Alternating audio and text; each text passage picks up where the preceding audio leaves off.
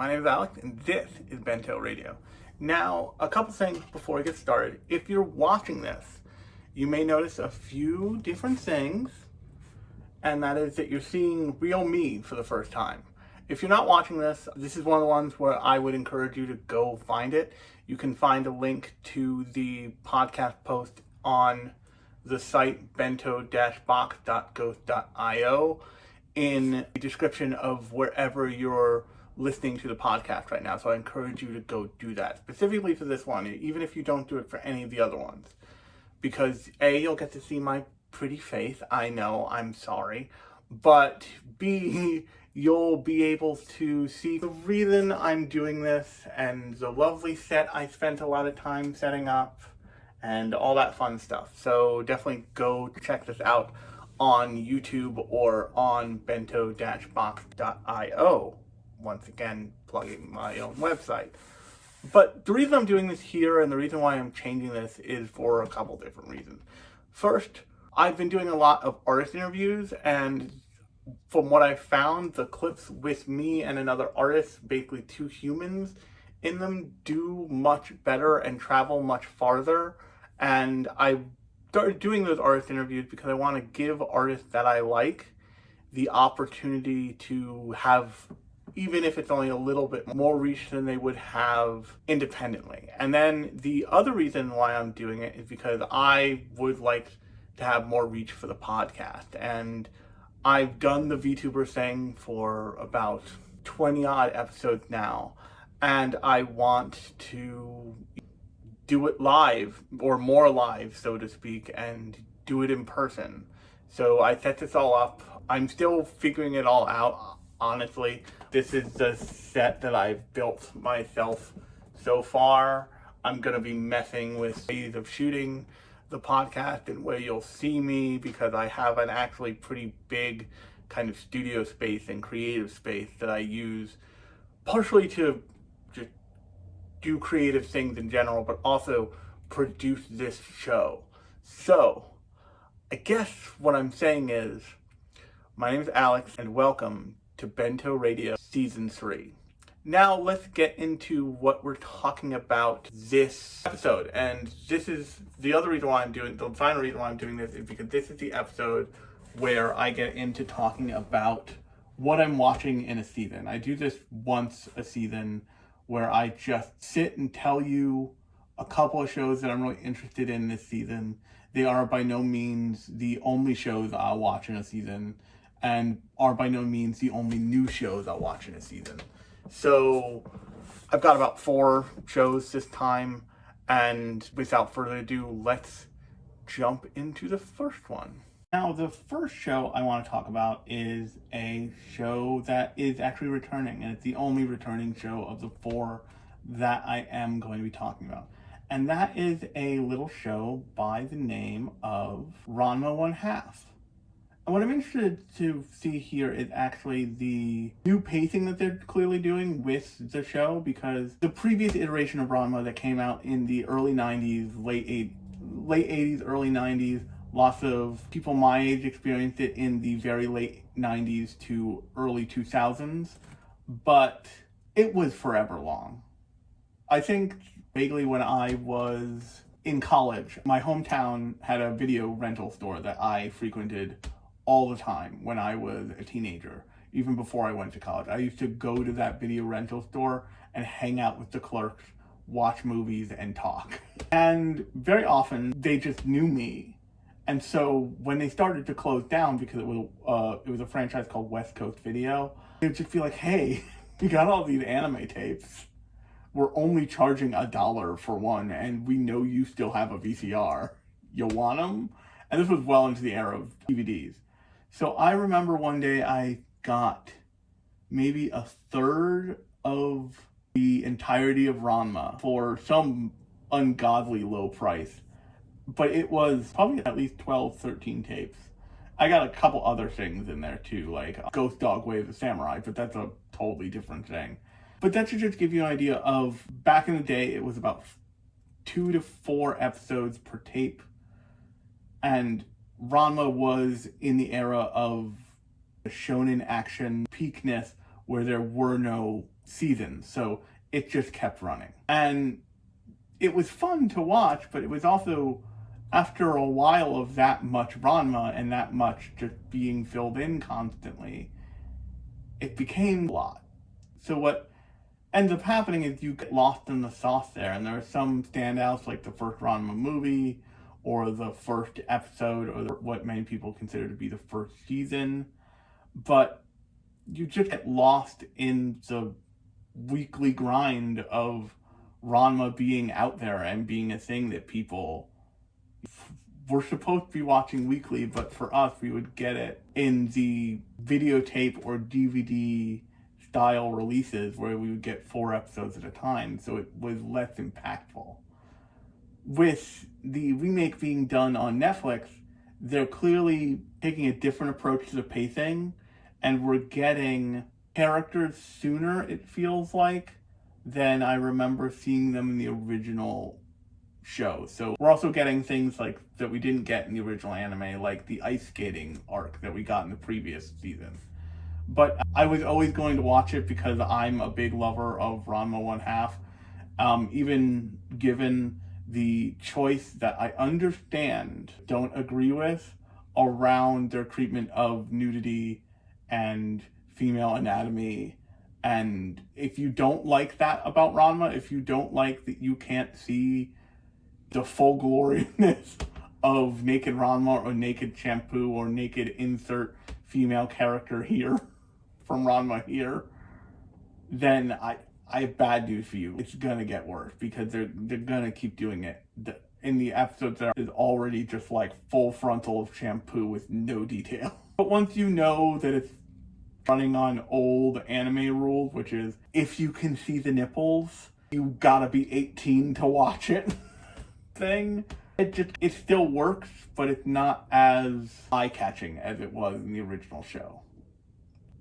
Which will get interesting because there's an entire arc in the original show just have a fight in a bathhouse and just everybody's naked all the time for that entire episode.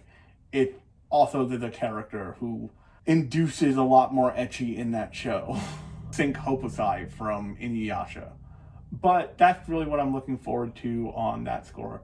So without further ado, let's jump into the next thing that I'm looking forward to and that I'll be watching this season. The next thing that I'm going to be looking at this season is a really artsy, highfalutin show called Shabake. And it's, from what I understand, it's based off of a collection of novels that were put out, like a long collection of novels. And it follows a young boy in Edo-era Japan who is born with the ability to talk to yokai. Think something like an Edo-era Natsume's Book of Friends. And I like Natsume's Book of Friends. There's another one that was about hunters and control agents that I really liked from a couple seasons ago that was really fascinating, that got 2 seasons. I hope that show gets more seasons. I forget what it's called. But I've always liked the idea of dealing with yokai, not just yokai, but any kind of monster, and we'll get into this with the show after this too, but any kind of monster that has a level of sentient where it can challenge the main character, but also the viewer. And they do that pretty off the bat immediately in Shabake. By episode 1, you have a yokai who's just a ghost girl, just a girl who floats around, and you have a yokai who's a weird, and I'm sure there's formal names for these, but I'm not, for as much as I love yokai, I'm not great with the names all the time. But there's a half puppy, half phoenix that shows up towards the end of the first episode that's pretty wild and fun. It also has a slight BL bend to it that doesn't bother me, but I think it's interesting because it is in that Edo samurai era Japan, and that styling does run parallel to that era of Japanese history. So it's interesting that they are clearly hinting at that, if not in the original source material, in the show itself. And I think it will be a really interesting ride all the way through. Also, it has incredible production quality. And it's super clear that this is a showboat project. It's something that they're pouring money into because they want they want it to be a prestige project, as opposed to it being something that they just do and part of a contract and put out. And it looks and feels the part. And it's a little off kilter, but nothing that super affects me. And also it's enough of an interesting thing where I'm willing to watch it subbed, which oftentimes lately, since simuldubs have been a thing, I will choose to watch something dubbed if I can, although I don't know what's happening to Crunchyroll. Something's up there because they seem to have just stopped dubbing Gachiakuda. I don't know what's up.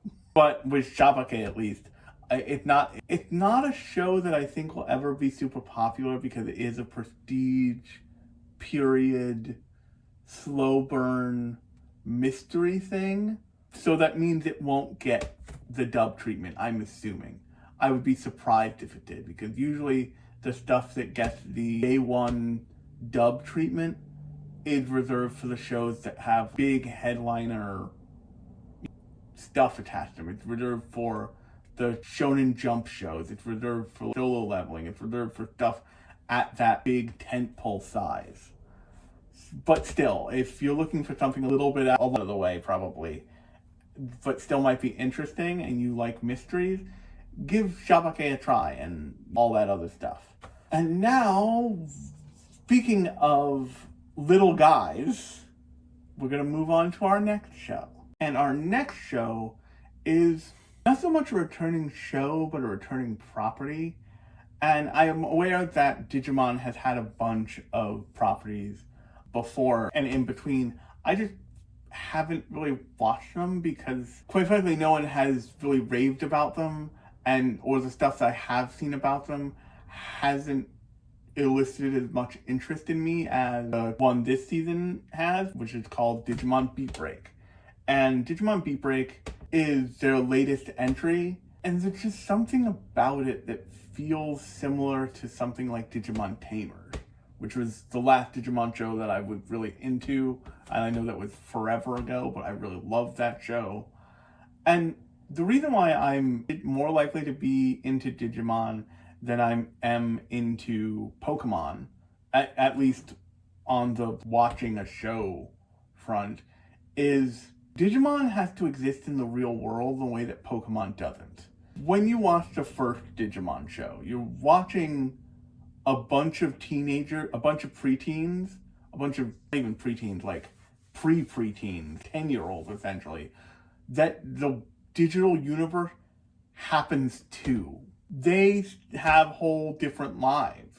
A lot of the Digimon movie and a lot of the beginning of Digimon Tri is about those kids growing into their lives or growing up completely and having a life. Sora goes to soccer practice constantly. Kai does his own thing. Matt is in a band in Digimon Tri, and he's trying hard to play venues and make it with his band. The thing that happens in not just shonen anime, but specifically shonen anime about a thing. This is true of sports anime. This is true of any of the monster collecting anime. It's true of the card game anime.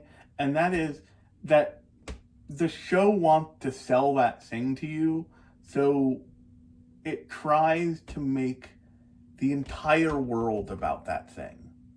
The classic example is Pokemon. There's not a person in Pokemon who's not into Pokemon somehow. There's not just a person living their lives in a way that does not interact with Pokemon. That's not allowed. But what that does is it creates this weird distortion field around the universe of the show where everybody is slightly obsessed with Pokemon. Everybody is doing something having to do with the Pokemon universe. It's all encompassing. But that's not what life is. A good example of how to not do this is actually from the creator of Bleach, and it's a 4-episode OVA and it's called Burn the Witch, and based off a short that he did. But basically in Burn the Witch, you're on the other end. By the way, spoilers for this. I'm not sure if I've talked about it on this podcast, but I have talked about it before. They're in another different version of the Soul Society where dragons exist. Except they're obsessed with dragons, but only because that's their job, is to like control them and put them down when they cause problems and all this other stuff. The rest of the world isn't supposed to know about them, and B, doesn't do all this stuff with them. So they make it clear in the show that you're in an isolated bubble of people where this is what they do, but it's not what the whole world is about. And that difference gives the world more weight, and that's similar to what happens in Digimon. Pokemon has, a perfect example is Pokemon has a lot of conversations about things like global warming, but it's all done in the context and the name of Pokemon. Digimon Beat Break, the show I'm talking about, takes place in a world that is explicitly affected by global warming. It has shaped the world of that show above and beyond the Digimon-ness of it. And I've always found that to be really interesting, and this one has really excellent character designs. It has a really excellent world that it's built for itself, and so for the first time in a while, I think I'll check this out. And on that note, I want to jump into the last show we're talking about. Now, the last show we're talking about is the one that if you're going to watch none of the other shows that I've talked about, I would want you to watch this one. And the reason for that is because this is the most interesting what if show to me. And that show, and I'm going to try and do this the right way, I hope I don't butcher the name, is called May I Ask for One Final Thing. And it follows a noblewoman in a pretty generic, high fantasy, royalty included, magic included world, except she's a rageaholic. And the show opens with a very Jerry Springer, welcome to the danger zone beatdown that she delivers on her, at that point, newly uncoupled dirtbag of a fiance and his equally seemingly dirtbag of a new partner who she just decks this girl in the face. And before they give you that satisfaction, they make sure to sit you down for the first episode and take you through just the entire Cliff Notes version until she's a teenager of her life story and why she's so pissed. And it essentially says she's always been like this. She's restrained herself for the good of her family and because she has to live in a society, so to speak.